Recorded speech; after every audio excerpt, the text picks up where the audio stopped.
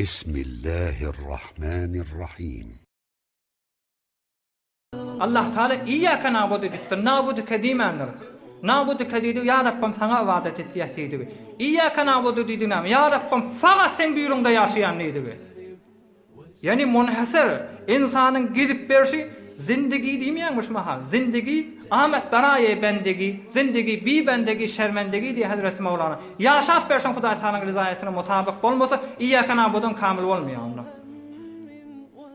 Kıyamet qolaylarına dinukum dinarukum kıbletukum nisaukum diye evliyalar. Kıyamet bolanna kıyamet qolaylarına en kolakan alamatlarının biri din dinar olacak cübin pulu din diyen şaha. Şoň esen yerine basen, şoň esmedik yerine yok. Mescit bolsun, wagaz bolsun, her näme bolsun. Din dinar. Dinukum dinarukum. Kıyamet qolaylarına adamlaryň dini alak erzişli bolar. Näme? Jüsüniň pulu diye. Dinar diýdi ady sünahym. Dinar. Qaw istifade etseň diniň awat bolýar. Telek istifade etseň nar kıyametin odu bolýar ahym.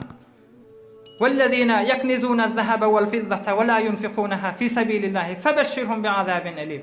Ya Resulallah, mal mulk üç rakamda Hudaý üçin harc etmese, Hudaý üçin istifade etmese azap badiktir.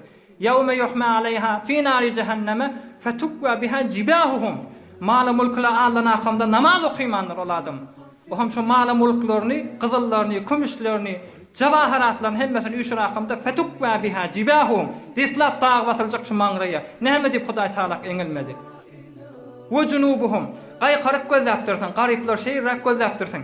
Junubuhum gapdalyňa da dag basmaly. Näme diýip qaykarýan?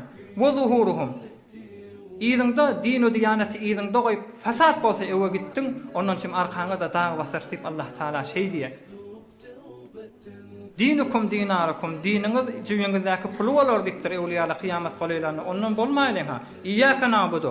Fakat sen buyruğunda ýaşaýas diýip özümiz aýdy watisahym. İyyâke nestaîn ya Rabbim fakat senden kömek dilýäs. Kıbletukum nisaukum kıbla diýäniň dediň analar bolar diýipdir. Hudaý saklasyn. Ondan çyrym näme etmeli? İyyâke na'budu we iyyâke nestaîn hemişe saf bolsun. Saf da boljak bolsa günüň Hudaý bilen dogsun, Hudaý Taala bilen ýaşsyn. Gülkiň Hudaý bilen bolsun, Hudaý Taala bilen tamam bolsun. Agla Hudaý üçin, gül Hudaý üçin, ber Hudaý üçin, sakla Hudaý üçin.